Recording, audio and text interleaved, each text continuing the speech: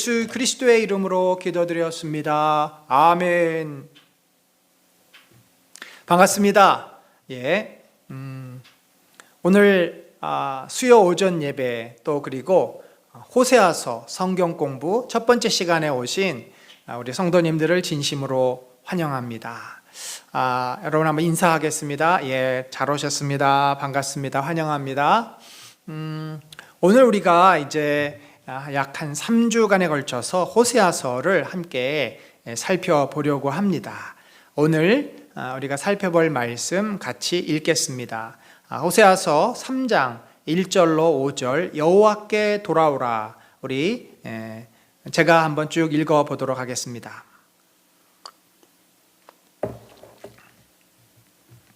여호와께서 내게 이르시되 이스라엘 자손이 다른 신을 섬기고 건포도 과자를 즐길지라도 여호와가 그들을 사랑하시나니 너는 또 가서 타인의 사랑을 받아 음녀가 된 그 여자를 사랑하라 하시기로 내가 은 15개와 보리 한 호멜 반으로 나를 위하여 그를 사고 그에게 이르기를 너는 많은 날 동안 나와 함께 지내고 음행하지 말며 다른 남자를 따르지 말라.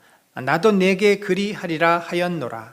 이스라엘 자손들이 많은 날 동안 왕도 없고 지도자도 없고 제사도 없고 주상도 없고 에봇도 없고 드라빔도 없이 지내다가 그 후에 이스라엘 자손이 돌아와서 그들의 하나님 여호와와 그들의 왕 다윗을 찾고 마지막 날에는 여호와를 경외함으로 여호와와 그의 은총으로 나아가리라. 아멘. 자, 여러분, 호세아서는 우리가 성경 가운데 특별히 구약의 선지서에 해당이 됩니다. 이 선지서도 그 길이에 따라서 대선지서, 소선지서 이렇게 나뉘어지죠. 호세아서는 이 선지서 가운데 소선지서에 해당되는 그런 책입니다. 대선지서 하면은 뭐가 있을까요? 여러분이 잘 아는 이사야, 예레미야, 에스겔, 다니엘까지 우리가 비교적 긴 내용을 담고 있는 선지서들을 대선지서라고 이야기를 하고, 또 소선지서는 이제 아모스부터 시작해서 호세아 하면서 쭉 말라기까지 그 시대별로 선지자들이 선포한 그런 말씀을 모아놓은 책입니다. 자, 그렇다면은 이 호세아서를 우리가 다루게 되는데, 이 호세아서를 보면서 도대체 이 호세아라는 사람이 누구고 또 이 배경은 어떻고 또 어떠한 내용을 담고 있는지를 우리가 한번 살펴보면서 오늘 내용을 같이 나누도록 하겠습니다. 여러분, 이 호세아서라는 것은 대부분 소선지서가 그렇지만 하나님께서 어떤 한 특정한 사람을 부릅니다. 지극히 평범한 사람을 부르기도 하고 또 이제 선지자로서의 자격이 있는 사람을 부르기도 합니다. 중요한 것은 그가 어떤 부름을 받았던지 그가 바로 하나님을 대신해서 그 당시에 이스라엘 백성에게 하나님의 뜻과 생각을 전달하는 자다라는 것입니다. 예수님의 사도들, 이 사도라는 말 자체가 그렇듯이 아포스톨로스도 그렇듯이 또 증인이라는 말도 그렇고 이 보내심을 받은 자, 사도는 보내심을 받은 자지 않습니까? 구약에서 이 선지자 나비라고 하는 위치는 대언자예요. 대언자. 그러니까 요즘으로 말하면 대변인이라고 말할 수 있습니다. 아주 그 지위가 높은 분들은 대변인이 있죠. 자신을 대신해서 여러 가지 사람들에게, 언론이나 사람들에게 이야기를 하는 그 대변인이 있습니다. 이 선지자는 바로 하나님의 대변인입니다. 대변인은 자기의 생각을 말하지 않습니다. 그 책임자의 생각을 전달해 주면 그것을 그대로 전달하는 것입니다. 이 전달자의 역할. 그래서 호세아가 구체적으로 어떤 사람인지, 무슨 일을 했는지, 그가 자격이 얼마인지 우리는 알 수 없습니다. 그 사람에 대한 개인적인 신상 정보는 성경에 기록되어 있지 않습니까? 왜 그렇습니까? 그게 별로 중요하지 않아요. 그가 학력이 높던, 그가 가난했던, 그가 뛰어난 인물이든 그것이 중요한 것이 아니라 호세아가 하나님으로부터 받은 말씀이 중요한 것이기 때문에 그렇습니다. 그런데 우리가 호세아를 생각할 때 그 사람의 이름을 통해서 그 사람의 인생이 어떠한지를 생각해 볼 수 있는데, 여러분, 호세아라는 말은요, 이 히읗, 시읒, 히읗이라 우리말로 하면 히읗하고 시옷하고 이응이 붙지 않습니까? 그런데 이게 무엇과 유사하냐면은 여호수하고도 비슷합니다. 여호수아. 그러니까 여자만 빠졌지 호수아나 호세아나 말이 비슷하지 않습니까? 이 여자라고 하는 것은 모음이기 때문에 이 생략도 할 수 있어요. 그래서 여호수아나 호세아나 다 어떤 뜻이 있냐면 구원자란 뜻이 있습니다. 그러니까 이 사람은 누구인지 모르지만 그 부모가 이름을 지어줄 때 이 사람이 하나님의 뜻을 통해서 세상을 구원할 수 있는, 요즘으로 말하면은 목회자가 되기를 바라서 이름을 그렇게 져준 것 같은 그런 이름을 가진 자였습니다. 그래서 호세아는 그 이름대로 하나님께서 이스라엘 백성을 구원하시기 위한 말씀을 하나님 대신 전하는 자의 사명을 받았고 그 일을 하게 됩니다. 그런데 이 다른 성경과는 좀 다르게 이 호세아서가 갖고 있는 특징이 있어요. 다른 선지서들은 그야말로 하나님께서 주신 말씀을 그대로 대언을 합니다. 대신 읽고 대신 선포를 합니다만 호세아서는 하나님께서 주신 말씀을 읽을 뿐만 아니라 그 말씀대로 자신이 행동을 하고 살았던, 그러니까 이것을 우리가 prophetic symbolic action이라고 합니다. 선지자의 상징적인 행동. 그러니까 선지자가 그렇게 살고 그렇게 행동하는 것은 그 속에 다 메시지가 들어있다라는 거죠. 오늘 본문에 보면은 참 우리 인간적으로 볼 때는 어떻게 이럴 수 있을까 할 만큼 가슴이 참 아프고 또 화도 나고 말이 안 된다, 뭐 막 세상 말로는 엽기적이다라고 할 만큼 호세아 자신이 이 하나님의 마음의 고통을 직접 자신이 온몸으로 느끼면서 그 삶으로 이스라엘 백성에게 메시지를 선포하는 그런 역할을 하고 있습니다. 그런 의미에서 호세아는 굉장히 하나님의 마음을 품은 자입니다. 자기의 삶이 그래요. 자신의 삶에서 느끼는 고통과 그 안타까움과 그 처절함을 하나님께서도 지금 동일하게 느끼고 있는 거죠. 하나님이 그 느끼는 것을 호세아에게 느끼도록 하셔서 그가 전하는 메시지가 얼마나 진정성 있게, 얼마나 뜨겁게, 얼마나 막 살아있는 말씀으로 당시에 사람들에게 전해졌겠습니까? 자, 그러면 무슨 내용을 하나님께서 호세아에게 주셨는가? 이 호세아서의 전체적인 주제는 일관됩니다. 하나예요. 뭐냐면 언약을 불성실하게 어겼던 이스라엘, 그 이스라엘에 대한 하나님의 마음인데, 하나님의 마음이 두 마음이 있어요. 이스라엘은 하나님과의 언약 백성입니다. 아브라함으로부터 시작해서 모세의 신의 언약에 이르기까지, 그리고 다윗의 언약에 이르기까지 계속되는 역사 속에서 하나님은 이스라엘 백성을 내 백성, 내 자녀로 삼으십니다. 하나님은 변하지 않아요. 그들을 끝까지 사랑하시고 끝까지 책임지십니다. 그런데 이스라엘 백성이 어떻게 했습니까? 하나님을 잊어버립니다. 하나님을 싫어합니다. 하나님이 아닌 다른 어떤 대상을 하나님처럼 붙잡습니다. 그게 언약을 깨트리는, 불성실하다, 언약을 지키지 않았다는 거예요. 계약을 깨트려버리는. 여러분, 세입자하고 또 집주인하고 언약 관계 있지 않습니까? 계약 관계 있지 않습니까? 누군가가 계약을 깨트려버려요. 그런 지금 계약을 깨트렸던 이스라엘 백성들, 그럼 누가 죄를 지은 겁니까? 당연히 이스라엘 백성이 죄를 지은 거죠. 언약을 깨트렸어요. 언약을 파기했어요. 그것에 대해서 하나님은 분명히 책망하시고 그 잘못에 대해서 책임을 물으십니다. 그것이 하나님의 심판이에요. 그러나 하나님은 그렇게 책망하시고 심판을 하시는 그 궁극적인 마음은 뭡니까? 저들이 정신 차리고 깨닫고 돌아와서 그 불성실했던 삶을 바꿔서 성실하게 언약을 지키고 하나님과의 계속해서 좋은 관계를 유지하기를 원하셨던 것 아닙니까? 그래서 책망과 하나님의 심판 뒤에는 반드시 하나님의 그 사랑의 마음과 그들을 향한 회복의 메시지가 오게 됩니다.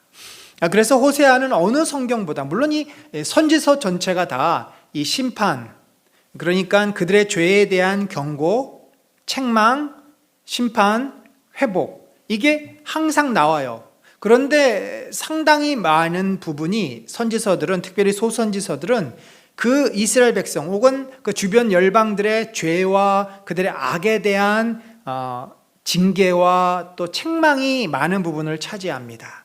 한 7, 80%를 차지하고 20, 30%가 회복에 대한 메시지를 준다면, 특이하게 호세아서는 거의 반반입니다. 책망을 50% 한다면 하나님의 사랑의 고백과 회복에 대한 메시지가 50%. 그래서 이 두 가지가 계속해서 순환적으로 반복해서 나오는 것을 봐요. 그러니까 메시지가 계속 반복이 되는 거예요. 앞에서 했던 메시지가 또 다른 표현으로도 되고 또 다르게 나타나고, 그래서 이 주제는 일괄됩니다. 불성실하게 언약을 어겼던 이스라엘 백성에 대한 하나님의 안타까운 마음, 그 심판의 경고와 또 사랑의 회복의 말씀이 바로 주제다. 자, 우리가 이러한 그 책을 다룰 때 이것은 하나의 이제 문학 작품입니다. 예언서라고 해서, 여러분 예언서 그러면 막연하게 어떻게 생각하시냐면 요한계시록을 생각하기 쉬워요. 예언서 하면은. 여러분 그 예언서 했을 때 꼭 요한계시록만 예언서가 아닙니다. 그리고 요한계시록도요, 우리가 살펴보았지만 미래에 이루어질 이야기는 요한계시록 가운데도 약 한 20% 정도밖에 없어요. 나머지는 뭐냐면 그 당시 예수님 당시에 일어났던 일과 이 천년왕국 시대, 그러니까 예수님께서 초림하시고 재림하시기까지 교회 시대에 대한 이야기, 현재에 대한 이야기예요. 그런 의미에서 이 예언서다라고 하면은 예언에 대한, 미래에 대한 이야기는 한 10%밖에 되지 않고요. 90%는 현재에 대한 하나님의 뜻, 하나님의 말씀, 하나님의 마음을 주시는 내용이다라고 보면 되겠습니다. 그런데 이 선지서를 기록했던 저자에 따라서 문학의 장르가 좀 달라요. 이 호세아서는 굉장한 이 감정 표현이 아주 두드러지고요. 또 특별히 비유를 통해서, 이 결혼이라고 하는 이 비유를 통해서 바로 하나님의 그 마음을 누구보다도 잘 드러내고 표현해주고 있는 책이다. 그러니까 비유를 통한 일종의 메시지를 전달하고 있다. 그래서 오늘 이 책에 나오는, 말하자면 이 호세아의 자기 고백적인 스토리를 이야기하는 거 아니겠습니까? 내가 고멜이라고 하는 여인과 결혼했는데 이 고멜이 쉽게 요즘 말로 하면 바람이 나서 외간 남자하고 외도를 하고 또 집을 나가고, 그래서 어떻게 됐어요? 우리 같으면 뭐 당장 이혼이다, 당장 서류에 도장 찍어라고 하겠지만, 호세아는 하나님께서 그 여인을 다시 데려와라, 그래서 누구에게 팔려갔는지 그 여인에 대한 그 값을 지불하고 그 여인을 다시 데리고 와서 이제 어떻게 했어요? 다시 자기 아내로 맞아들이는, 참 이런 바보 같은 남편이 어디 있습니까? 누가 그러겠어요? 자기 싫어서 떠난 여인을 누가 돈을 주고 가서 그 권리를 빚을 다 탕감해주고 대신 데리고 옵니까? 이건 뭐 말이 안 되는 거죠. 누가 봐도 바보짓입니다. 그런데 이러한 실제적인 삶을 호세아가 살았고, 그 호세아의 삶을 통해서 하나님의 마음, 이스라엘 백성을 향한, 우리를 향한 하나님의 그 처절하고 안타까우고 갈기갈기 찢어지는 그 마음을 표현해주고 있는, 얼마나 참 이 놀라운 문학 작품인지 모르겠습니다. 아마 요즘 시대에 이 작품이 만들어진 거라면 저는 노벨 문학상보다도 훨씬 더 충격적이고 더 사람들로부터 찬사를 받을 만한 작품이 아니겠습니까? 자기의 삶 가운데 그 메시지가 들어있고 그 속에 하나님의 주신 말씀이 들어있는 거예요. 그러니까 이것은 무슨 누가 뭐 지어낸 것도 아니고, 이것은 무슨 시도 아니에요. 그냥 자신의 삶에 나타난 현실과 이스라엘 백성이 그대로 매치가 되는 참 놀라운 그런 작품이다라고 보시면 되겠습니다. 자, 선지서는요 항상 시대적인 상황이 있습니다.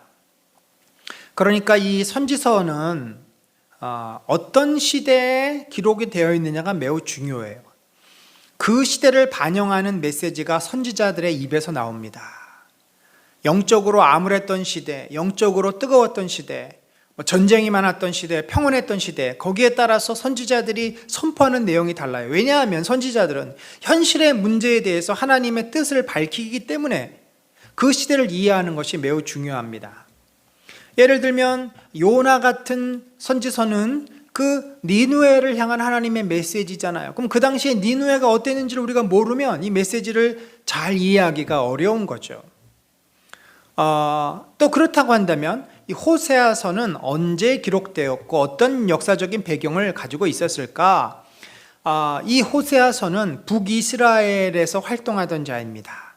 여러분, 다윗 이후에 솔로몬 이후에 솔로몬의 아들 르호보암이 그 아버지의 선한 할아버지의 그 선한 통치를 잊지 못하고 이미 우상 숭배가 그 땅에 만연되면서 사람의 생각대로 이스라엘 백성을 통치하려다가 나라가 둘로 쪼개지지 않습니까? 여로보암과 르호보암의 북이스라엘, 르호보암의 남유다로 둘 쪼개집니다. 그 이후로 두 나라는 누가 더 이 하나님을 대적하느냐를 경쟁하듯이 하나님 앞에 반역하고 우상을 섬기는 그러한 역사를 점철해 왔는데, 특별히 북쪽 이스라엘은 처음부터 끝까지 변함없이 하나님을 떠나서, 왜냐하면 출발 자체가 여로보암이 단과 베델에 금송아지를 놓고 이것이 너희 하나님이다.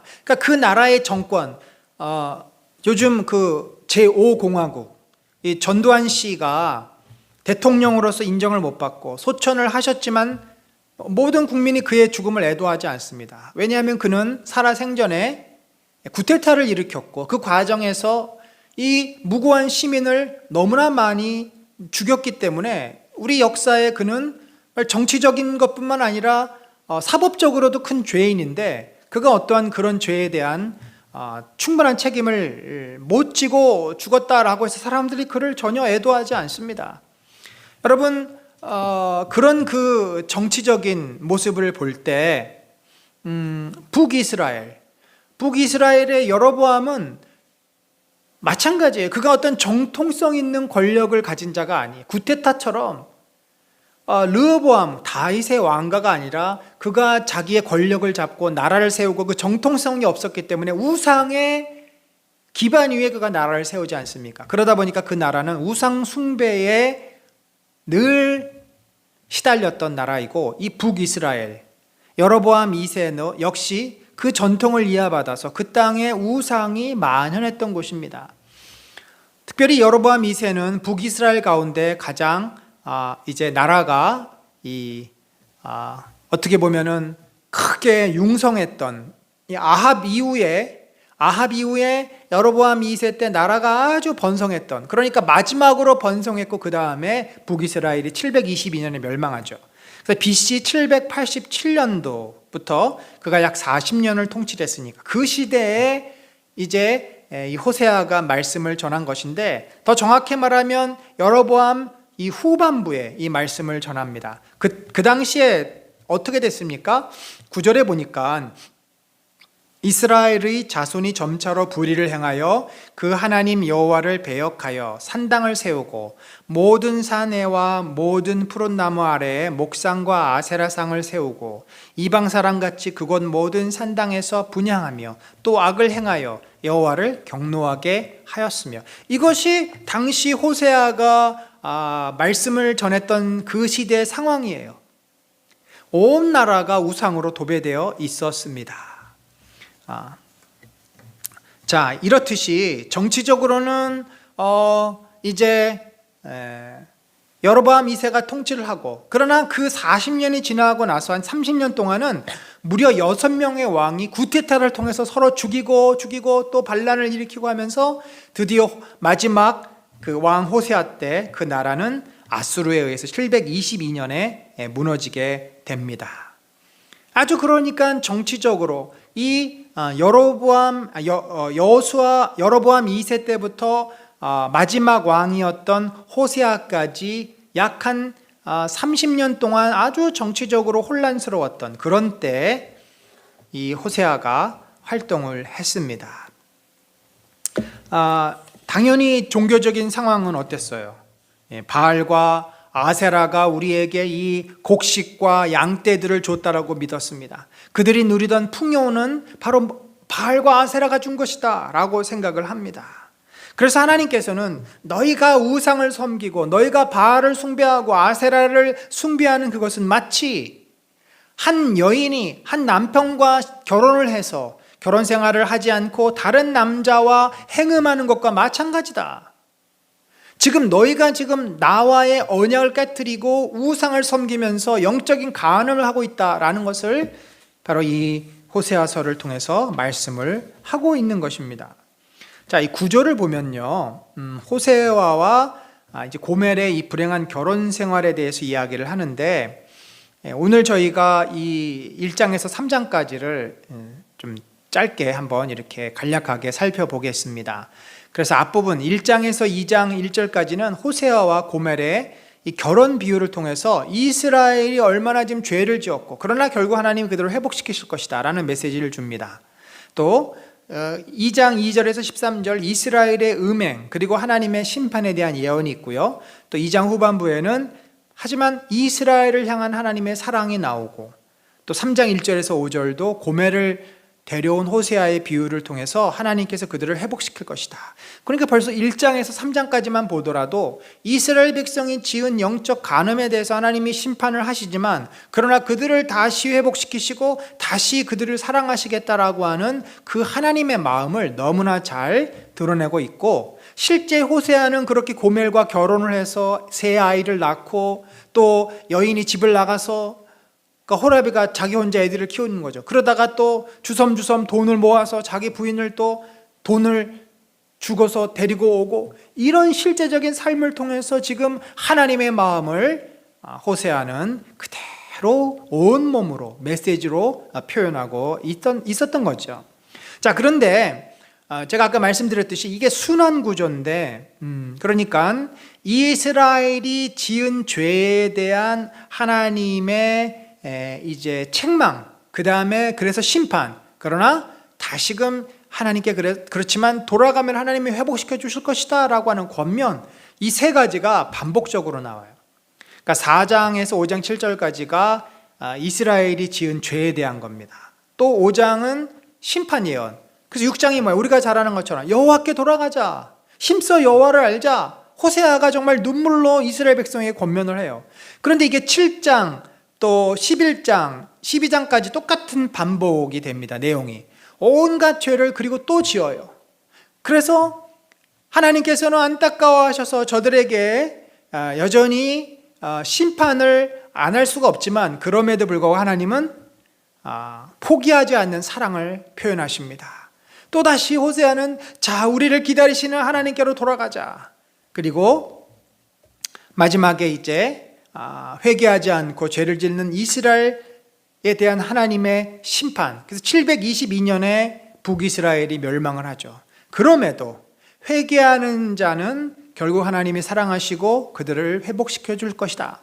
끝까지 불순종하는 자는 심판할 수밖에 없지만 하나님께 돌아오는 자는 다 용서한다. 실제로요, 북이스라엘이 722년에 망했을 때 많은 사람들이 북이스라엘에서 남유다로 내려옵니다. 예루살렘으로 내려와요. 그래서 하나님께서 그들을 다 받아주십니다. 다 받아주시고 남유다 백성이 그들을 배척하지 않습니다. 그들을 적이라고 죽이지 않습니다. 형제라고 해서 그들을 품고 그들을 받아주는, 바로 하나님의 마음을 그대로 이스라엘 백성들이 경험을 하는 거죠. 자, 그래서 이렇게 하나님의 심판과 구원하심이 반복적으로 성경 전반에 계속해서 순환적으로 나오고 있다라고 우리가 보면 되겠습니다. 자, 그러면 1장을 한번 보면요, 첫 번째 1장에 이제 호세아와 고멜의 결혼에 대한 이야기가 나오지 않습니까? 근데 이 결혼이 어땠어요? 불행한 결혼입니다. 왜냐하면 고멜이 자기 남편 호세아를 향해서 온전히 남편으로 인정하고 그 남편을 사랑하고 섬기지를 못하고 마음이 딴 데가 있어요. 신전에서 제사를 드리면 거기 놀러 가서 신전 창기처럼 거기에 제사를 드리는 다른 남자와 몸을 섞고 또 치장을 하고 돌아다니다가 자기를 유혹하는 남자가 있으면 그 사람에게 따라가고 이런 그 아주 음란한 삶을 살았으니 그 결혼 생활이 행복했겠습니까? 그래서 우리가 이 살펴보면은요, 1장 2절에 보면은 이 음란한 여인을 데려다가 결혼을 하라. 사실 호세아가 무슨 죄입니까? 그러나 호세아는 하나님으로부터 부르심을 받은 자이기 때문에 그 고통을 그가 감당하는 거예요. 하나님의 마음을 그가 품고 하나님과 같은 아픔을 경험하는 겁니다. 저는 목회자로서 이 마음을 너무나 잘 이해를 해요. 성도들을 향해서, 회개하지 않는 세상 사람들을 향해서, 복음을 받아들이지 않는 사람들에 대해서 그 답답함, 안타까움, 그 속상함, 하나님께서 얼마나 이들을 그렇게 바라보고 계실까? 호세아가 직접 결혼 생활을 통해서 하나님의 마음을 지금 품고 있는 것입니다. 호세아는 순종해서 이제 결혼을 했습니다. 그리고 하나님께서 호세아에게 이스라엘에 대한 심판을 선포합니다. 그리고 로 루하마, 긍휼히 여기지 않을 것이라고 말합니다. 그러나 또 하나님은 긍휼히 여기십니다. 유다는 긍휼히 여긴다.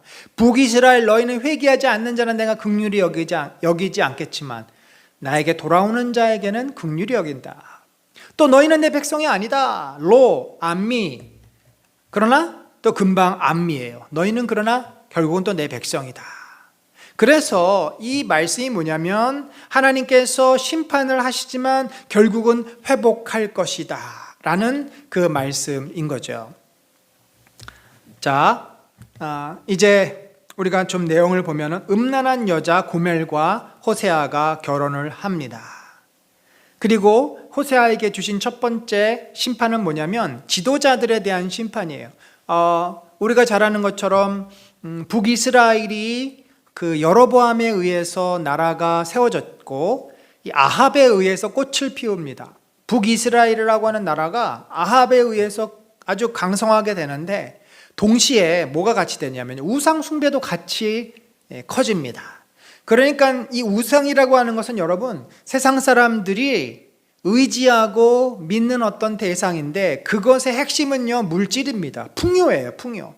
바알과 아세라는 천둥과 다산을 상징하는 이런 신들인데 그 신을 왜 믿냐면 인간이 불안함과 두려움과 한계 때문에 그것을 의지함으로써 이 풍요를 추구하는 일종의 마음에 투사하는 대상인 거죠. 그러니까 자기들이 일궈놓은 이 풍요가 다 이 신들이 준 것이다. 그래서 그 신을 섬겨요. 그러면서 우리가 이 신을 잘 섬기면 이 신이 우리에게 축복한다. 물질을 더 주고 우리를 풍요롭게 한다. 그 인간의 마음을 그 신에 빗대어서 그렇게 묘사를 한 것입니다. 그래서 아합의 시대의 어느 때보다도 우상 숭배가 가득가득 찹니다. 그 아합의 아내 이세벨에 의해서 우상이 온 땅에 가득가득 채워집니다. 그래서 하나님께서 그 엘리사에게 특별히 말씀해 주지 않습니까? 엘리야가 예후에게 기름을 부어서 아합의 집을 심판할 것을 그가 이제 예언합니다. 그리고 그의 모든 사역을 마무리합니다. 그 후로 예후는 아합의 자녀들, 가족들, 70명의 왕자들 다 이스라엘 평야에서 그들을 처단합니다. 그러니까 하나님의 약속대로 아합의 집에 대한 심판이 완성이 되었습니다. 그런데 그랬으면은 예후 스스로도 하나님을 두려워할 줄 알고 하나님을 섬겨야 되는데 예후는 어떻게 됐습니까? 예후 역시 우상을 버리지 않습니다. 하나님을 믿지 않습니다. 따라서 하나님께서는 예후 너도 나를 온전히 신뢰하지 않고 우상을 섬겼기 때문에 너의 집에 대한 너의 자녀들에 대한 죄를 내가 묻겠다. 그래서 예후의 아들인 스가랴가 그 예후의 그 후손인 스가랴가 결국 죽임을 당하게 됩니다. 뿐만 아니라 거기 보면은 이스라엘 골짜기에서 이스라엘의 화를 꺾으리라. 이것이 무엇입니까? 이제 북이스라엘이 결국은 아수르에 의해서 짓밟히고 멸망당할 것임을 예언하고 있는 것이죠. 자, 이렇게 지도자들에 대한 심판, 또 그 다음에 이스라엘에 대한 심판을 말해요. 여기 보니까 고멜이 임신해서 딸을 낳았어요. 그런데 그 이름을 루하마라고 지으라 그랬어요. 이 로라고 하는 것은 영어의 그 no, 아니다라는 뜻이에요. 부정 접속어입니다. 루하마는 긍휼히 여기다, 그런 말이에요. 그러니까 이스라엘 족속을 이제 긍휼히 여기지 않을 것이다, 용서하지 않을 것이다. 아예 아이의 이름을 그렇게 지은 거죠. 그러니까 이 호세아의 가족은 그 가족 전체가 다 하나님의 메시지입니다. 그런데 바로 이어서 하나님께서 그러나 내가 유다 족속을 긍휼히 여겨 그들의 하나님 여호와로 구원하겠고, 북이스라엘은 멸망하겠지만 유다는 내가 구원할 것이다. 그러니까 구원을 받으려면 어떻게 돼요? 북이스라엘에 있던 사람들이 유다로 내려갑니다. 하나님을 예루살렘 성전을 향해서 내려갑니다. 그 자들은 구원을 얻겠다는 거죠. 또한 이스라엘에 대한 심판, 또 그의 이름을 로암미라 하라. 자녀를 또 낳았어요. 그럴 때 이번에는 로암미라고 지으래요. 로는 노라 그랬죠. 암미는 뭐냐면 암은 people이란 뜻입니다. 백성들. 이 미는 마이란 뜻이에요. 그러니까 나의 백성, 나의 백성이 아니다. 그러니까 너희는 내 백성이 아니다 라는 그런 말이에요. 더 이상 너희는 내 백성이 아니다. 이 구약의 이 북이스라엘이 아수르에게 멸망을 당하고 그들은 이방 족속과 혼혈이 됩니다. 더 이상 하나님을 섬기지 않습니다. 그래서 여러분, 요즘도 이스라엘에 가면은, 사마리아 지역에 가면은 그들의 후예들이 거기에서 있고 그들이 자기 조상들이 물려준 유월절을 지금도 지킵니다. 그래서 사마리아 사람들이 지키는 유월절하고 이스라엘 사람들이 지키는 유월절이 달라요. 너희는 내 백성이 아니다. 더 이상 이제 그들과의 관계는 끝난 것입니다. 그러나 전에 그들에게 이르기를 너희는 내 백성이 아니란 그곳에서 그들에게 이르기를 너희는 살아계신 하나님의 아들들이라 할 것이다. 그러나 또 그들을 향해서 하나님은 긍휼히 여기시는 거예요. 그럼 누가 그 아들들이 됩니까? 그들 가운데 호세아가 말하는 것처럼 돌아와라, 여호와께 돌아와라, 지금은 하나님을 만날 만한 때다, 회개하고 돌아와라. 북이스라엘이 아수르에게 멸망을 당할 즈음에 722년에 그들이 우상을 섬겼던 것을 회개하고 돌아오는 자는 어떻게 됐습니까? 유다로 내려오던 자들, 회개한 자들은, 그들은 다시 하나님의 자녀가 되는 축복을 누리게 된 것입니다. 자, 두 번째로 이스라엘의 음행과 하나님의 심판 예언이 또 나옵니다. 자, 너희 어머니와 논쟁하고 논쟁하네. 논쟁하다라는 말은 뭐냐면요, 그가 지은 죄를 드러내다라는 거예요. 우리가 고소를 하면 고소장에 그 사람의 모든 죄가 다 적혀 있지 않습니까? 법적인 용어인데 법정에서 그의 모든 죄를 다 밝힌다는 것이에요. 까발린다는 거죠. 굉장히 수치스러운 이야기죠. 그러니까 이런 말입니다.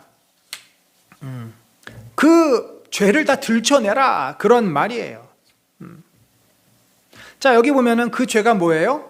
그의 얼굴에서 음란을 제하게 하고 그의 유방 사이에서 음행을 제하게 하라. 얼마나 적나라한 표현입니까? 낯뜨거운 표현들이에요. 실제 그 고멜이 그렇게 살았고, 이것이 이스라엘 백성이 산당에서 바알 신상에서 아세라 목상 앞에서 했던 짓임을 하나님께서 지금 드러내 보여주고 계신 것입니다. 얼굴에는 다른 남자들을 향한 그 치장과 그들을 유혹하는 눈빛이 보였다라는 거죠.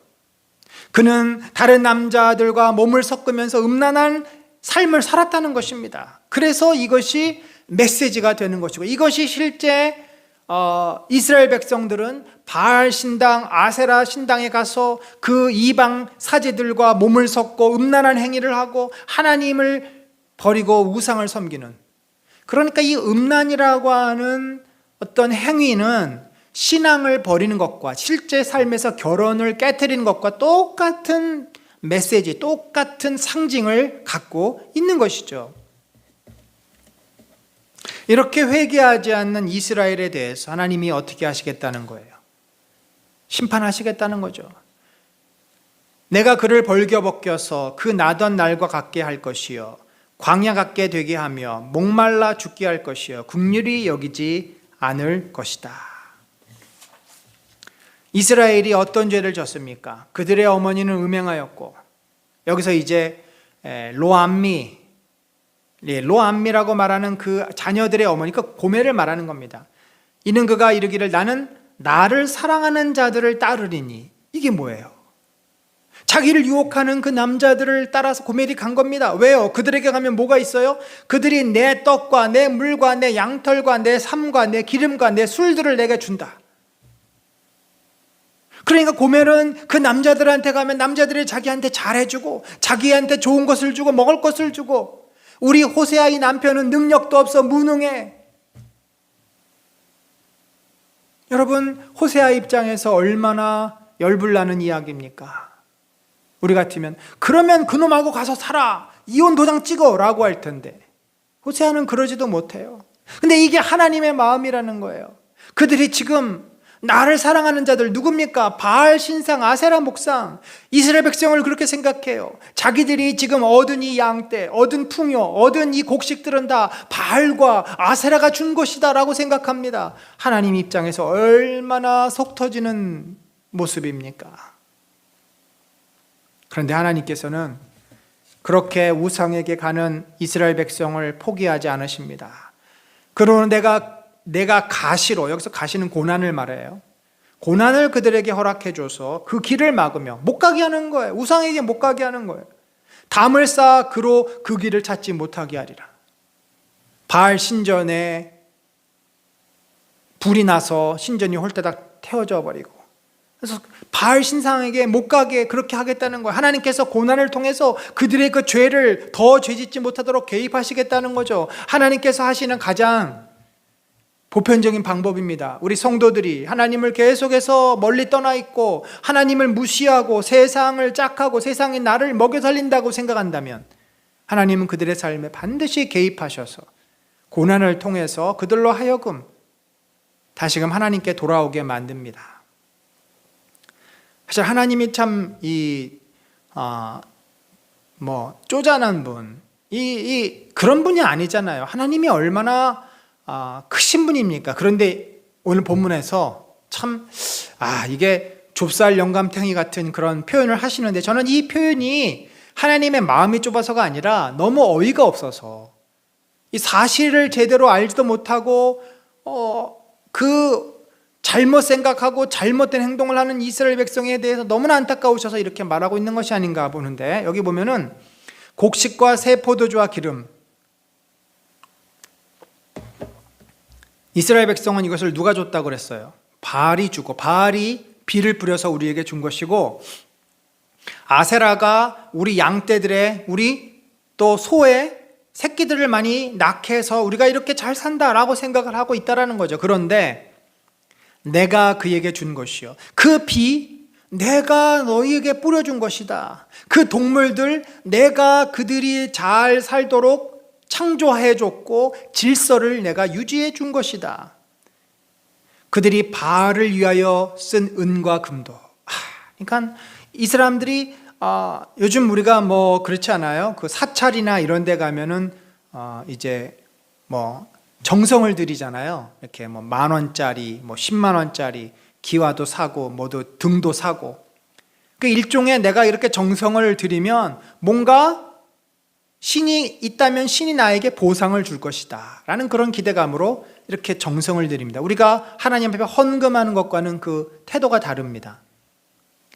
그러니까 그들이 바알에게 갈 때 은과 금을 가지고 가요. 바알이시여, 제가 소중하게 여기는 은 한 덩어리를 냅니다. 금 한 덩어리를 냅니다. 이제 이번에 추수 때 알곡이 많이 맺게 해주십시오. 이번에 새끼들이 많이 배게 해주십시오 라고 바알에게 가서 절을 하는 거예요.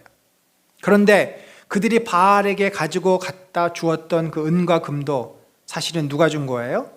내가 그에게 더하여 준 것이거늘. 일종의 이런 것이죠. 그들이 전쟁에 나가서 승리하여 가지고 전리품을 얻었습니다. 그래서 그 나라에 금이 많이 들어와서 금이 유통이 되고 싼 가격에 금을 얻을 수 있었어요. 그 전쟁을 누가 이기게 했냐라는 거죠. 하나님께서 그들을 긍휼히 여기시고 전쟁에서 이기게 해서 그 사회에 금이 많이 유통되도록 싼 값에 금을 얻을 수 있도록 해주신 거라는 겁니다. 그런데 그들은 그걸 알지 못한다는 겁니다. 그러므로 자, 여러분, 이게 좁쌀탱이 영감의 마음이 아니라 그들의 잘못 알고 있고 깨닫지 못하니까 내가 내 곡식을 그것이 익을 계절에 도로 찾으며 내가 내 새 포도주 그것이 맛들 시기에 도로 찾으며 또 그들의 벌거벗은 몸을 가릴 내 양털과 내 삶을 빼앗으리라.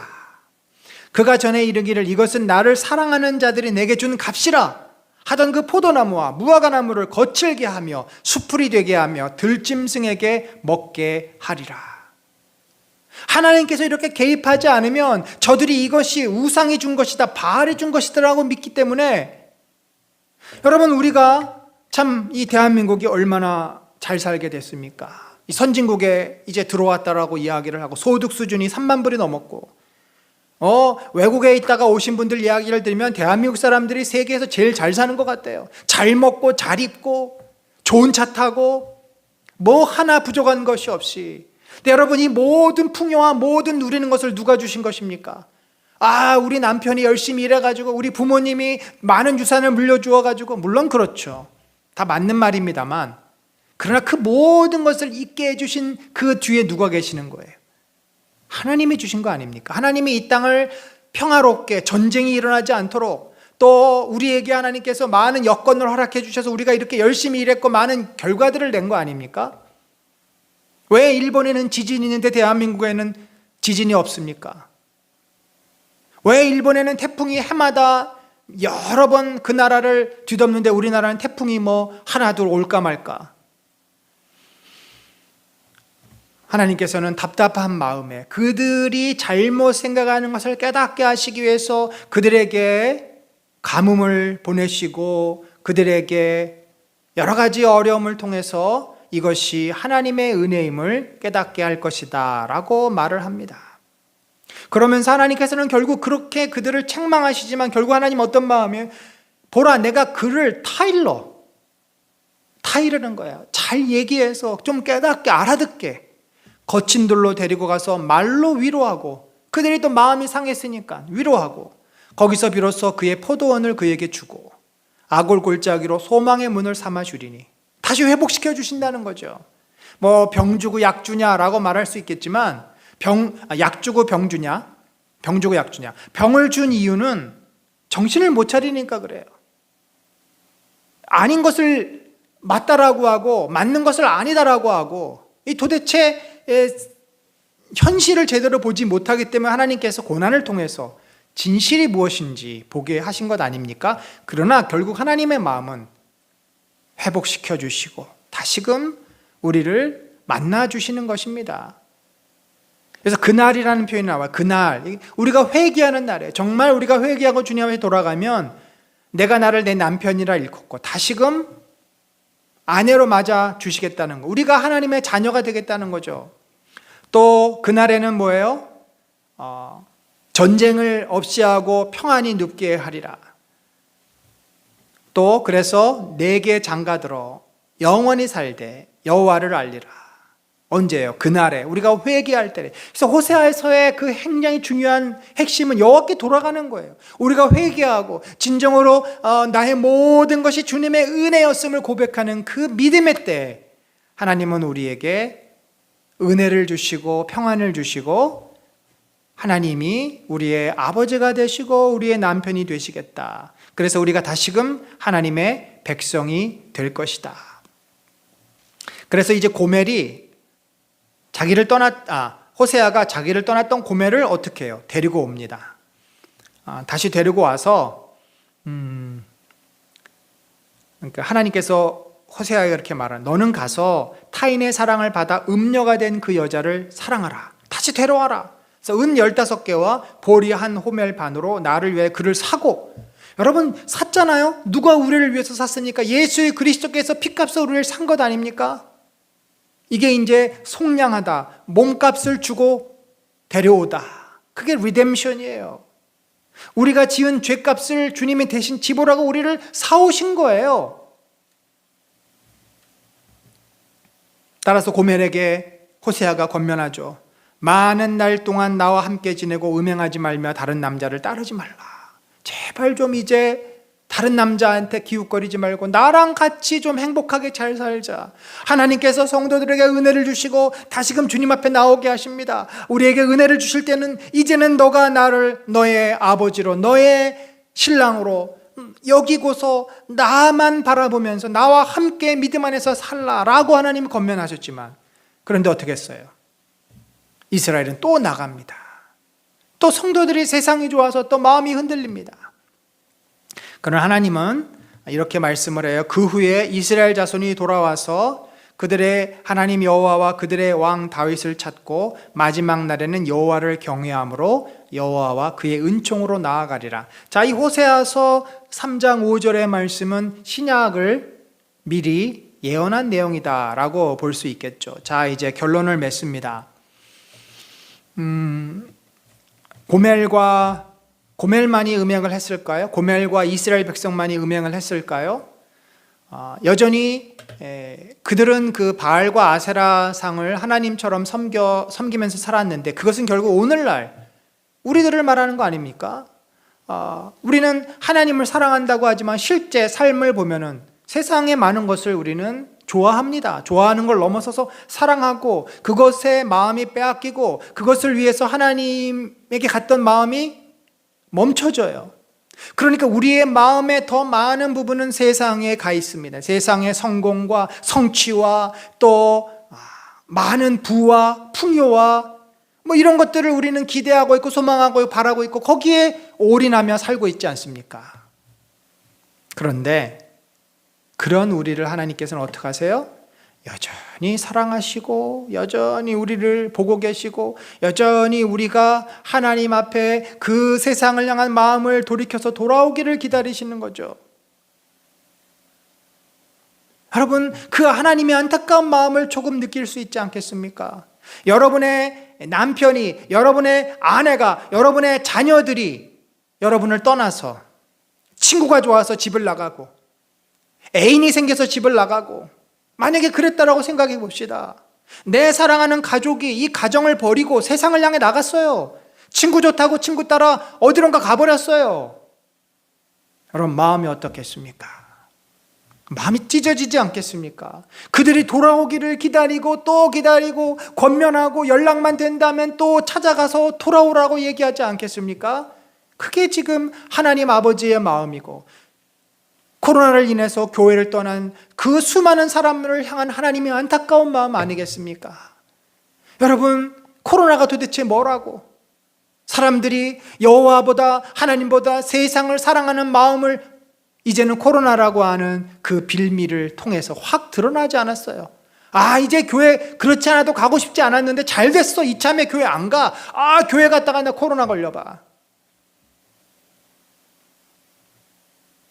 코로나 때문이 아니라 하나님을 그들이 사랑하지 않기 때문입니다. 세상을 사랑하기 때문입니다.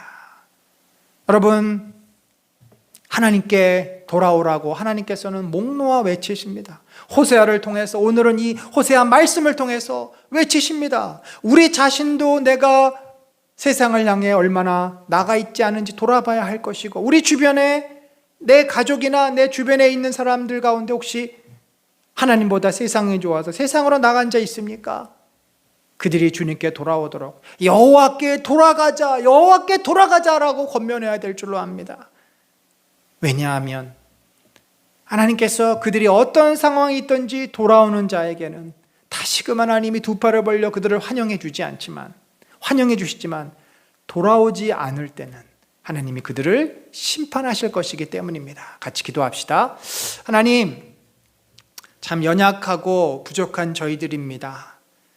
우리 안에 하나님을 사랑하고 하나님을 경외하는 마음보다 눈에 보이는 물질과 나의 유익과 세상에서의 출세와 성공, 잘 되는 것을 더 기대하고 소망하고 붙잡고 바라고 싶은 저희임을 고백합니다. 그러나 주님, 이 모든 것들을 주시는 분이 누구십니까? 우리에게 평안도, 우리에게 이 풍요도 주시는 바는 바로 여호와 하나님임을 고백합니다. 그것이 여호와의 주신 은혜요 축복임을 깨닫게 하셔서 어리석게도 나를 위해 하나님을 버리고 세상의 물질을 위해 하나님을 잊어버리는 어리석은 자가 되지 않게 하시고 늘 하나님께 돌아오고 늘 하나님 앞에 서고 하나님의 은혜의 자리에 서는 주의 귀한 백성들 되도록 인도하여 주시옵소서. 지금은 우리 구주 예수 그리스도의 놀라우신 은혜와 하나님 아버지의 무한하신 사랑과 성령님의 감화 감동 교통하심이 참으로 안타까운 호사의 마음을 조금이라도 깨달아 주님 품 안에 돌아오며 주님 은혜 안에 머물기를 작정하는 심령 위에 지금부터 영원까지 함께 하실지어다. 아멘.